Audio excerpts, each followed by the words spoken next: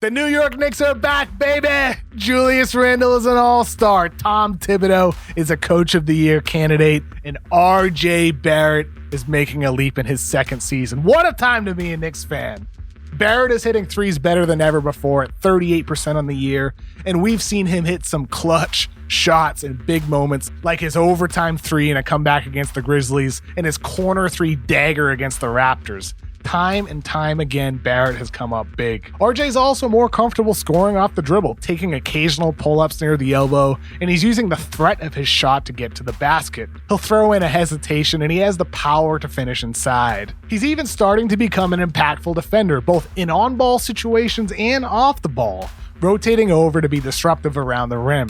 RJ is one of the big reasons why the Knicks are competitive again, and he's still only 20 years old. Today on The Void, we're breaking down Barrett's development and what it means for the bright future of the Knicks. RJ Barrett's improvement is most apparent as a shooter. He's hitting over 40% of his threes since January 1st, and he's had multi-week stretches hitting over 50%, thanks in part to a change in his shooting form. He just looks more fluid this season.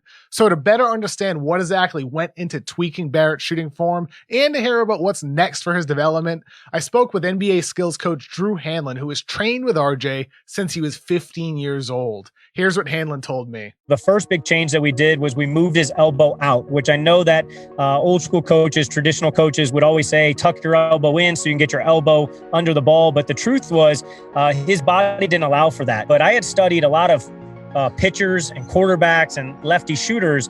And if you think about Randy Johnson in baseball, what does he do? He pitches sidearm. If you think about Michael Vick as a quarterback, he throws sidearm. And so I said, you know what? I had experience training some other lefties. I said, no lefties feel good when their elbows in front of their face. The second thing was posture. So if you think about shooters, a lot of times if shooters have bad posture, then they can't have a good flow and rhythm. And so what we did was we moved his shoulders a little bit more forward. His shoulders more forward allowed him to be more on balance. The changes are subtle, but looking closely, you can see how his posture is different as a rookie compared to this season. It's clear he's getting much more lift off the ground, and with the elbow out motion, he has a cleaner release with less of a hitch. As Hanlen added later during our conversation, he's also snapping his wrist with better consistency as a result of moving his elbow out. RJ needs to prove he can sustain this production. He shot threes at only 32% as a rookie with the Knicks and 31% at Duke, but there are positive indicators. He's making 74% of his free throws, which is way up from 61% last season, and his form, both from the line and from the field, just looks so much smoother. It's looking natural. Barrett's shooting is opening driving lanes. He's attacking closeouts 2 more times per game than he did last season, and he's scoring on them far more efficiently. He can hit a pull-up from the elbow, and he uses change of pace to throw defenders off before attacking downhill for layups. On the season, Barrett's scoring efficiency when attacking closeouts is in the 58th percentile compared to the 30th percentile last season.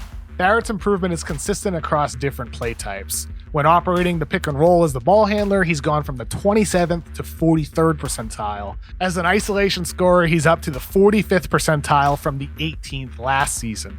Barrett still isn't even above average in efficiency for these skills, but it's a massive step up from his rookie year.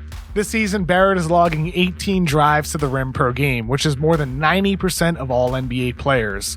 But Barrett's scoring efficiency on drives is below average. So I asked Drew Hanlen, how can he get better? Yeah, I think there's a couple things. One is improving his shiftiness. If you improve your shiftiness, then you're able to beat defenders easier. When you beat your primary defender, now you're finishing against secondary defenders. You also have better driving angles, etc. The second thing is just being in better posture. If you look at the elite finishers, they're always on balance. They're able to decelerate. So whether that's Luka decelerating and Euro stepping and side setting, or when you look at some of the guys that are really elite with floaters, you look at the Kyrie Irvings and Steph Currys, they're able to decelerate and then jump up instead of out. Right now, he's jumping out instead of up because of his posture. He's getting a little bit rushed downhill, partially because he's not able to beat his defenders enough. Here's an example of what Hanlen is talking about. Barrett drives and has a slight hesitation into his long stride inside, and then he elevates straight up over the shoulders of the big. He's utilizing his right hand more often, which helps him score at tough angles, and he's mixing in floaters and runners, which is an important area to continue honing since he isn't super explosive when elevating in a crowd, and he isn't lightning quick off the bounce either. Barrett will need to use more finesse, decelerating and changing his rhythm to score with craft near the rim, often by finishing through defenders. As his handle tightens and he becomes better at improvising with the ball in his hands, he could also become a more potent shooter off the dribble. He's currently shooting only 36% on pull-up twos, and he rarely ever shoots pull-up threes. So I asked Hanlen, what's the process for him to extend his range? This summer, the big focus is going to be being able to shoot off the bounce from the three-point line. And then in years to come, we'll work on the side steps and step backs from the three-point line that you see some of my other guys, Levine and Tatum and Beal and those guys do. But I think the big things that the casual fan doesn't realize is that development takes time, and you can choose to do it two ways. You can either spread yourself thin and try to get better at a lot of things, which is going to lead to kind of generic results in a bunch of different categories, or you can lock in and focus on one thing at a time. And in that case, you're going to get a lot better in that specific category, but there's other things that are going to have to be delayed for future years. And that's the approach that we're taking. Hanlen mentioned Beal and Tatum, which I find noteworthy because those two players used to heavily rely on mid-range jumpers, but they've progressively extended their range to three. And now they're, of course, hitting these crazy sidestep and step back three-pointers. And there's no guarantee that RJ is going to be able to do the same, but it is fun to imagine what's possible 5 or 6 years down the line as he's entering the prime of his career. And if Barrett does develop his perimeter scoring ability, it could also activate his passing.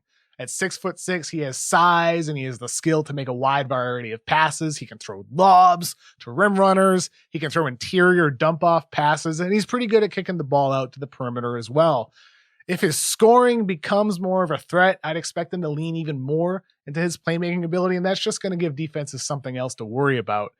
It's kind of wild, though, how Barrett goes from struggling for most of his rookie season, not even making the all-rookie team, to being the player that he is right now. And it shows how quickly things can change as a result of hard work. Nobody recognizes that more than his head coach. He's studying, he's getting ready, he's putting a lot of extra work in. So I think when you do those things, you'll improve.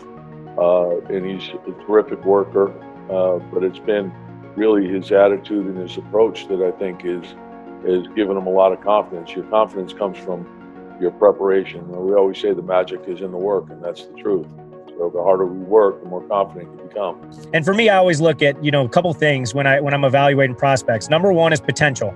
There's only so much you can do with certain guys, so you have to have potential. He had that. He checked off that box. The second thing is you have to be a worker, and he's a relentless worker, so I knew that he had a chance to be special if he worked on the right things. And then the third thing is you have to be willing to seek criticism. And some people don't even accept criticism, but he seeks it, and he's always, sending me when the Knicks post his pregame shooting, videos, he'll send them to me and say, hey, do you see anything that I can, improve on? And after every game, I send him post-game videos, voiceovers to show him things that he can do better the following game. But he's always accepted, criticism. He's always, appreciated feedback. And like I said, he's never been scared to work, and that's why I've always known that he's going to be a special player. The Knicks are winning games this season because of their top-ranked defense, and Barrett's success has been a big part of that. He doesn't rack up a ton of steals or blocks, but he tends to find himself in the right position off the ball. He does a really good job helping on rim runners inside to stop layups, and he's super active closing back out to the perimeter. On the ball, he's very good at containing opposing shot creators by moving laterally, and he can use his length to bother their shot or get in the passing lanes. Barrett's development is just one of the many good stories on the team. It's been a joy to watch New York this season. There's this overwhelming feeling of hope watching them, and it's becoming easy to get lost thinking about possibilities in the future. And you know what, though? That's okay. There's nothing wrong with that. You can fully embrace the present while also acknowledging what the work and success today might bring tomorrow. And as a Knicks fan, I'm sure this season must feel like it's only the beginning of something special. Thank you so much for watching this week on the Ringer NBA show. Jay, Kyle, Man, and I also broke down the Knicks, so head down to the description to find the link to that. And while you're there, please be sure to hit like, share, and subscribe to The Ringer. Thank you again for watching. I hope you have a fun day.